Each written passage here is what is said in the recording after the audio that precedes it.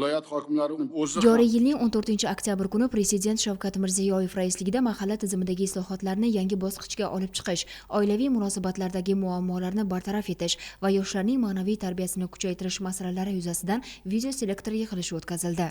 Yig'ilishda har bir mahallada sog'lom muhitni shakllantirish, ajrimlar sonini kamaytirish hamda oilalarda hamjihatlikni mustahkamlash bo'yicha aniq vazifalar belgilab berildi.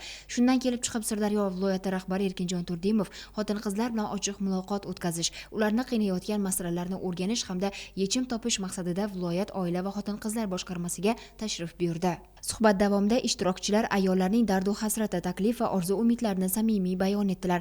Ochiq muloqot davomida viloyat rahbari oila jamiyatning tayanchi, ona millatning ruhi. Agar har bir xonadonda totuvlik bo'lsa, mahallada ham, butun viloyatimizda ham tinchlik bo'ladi.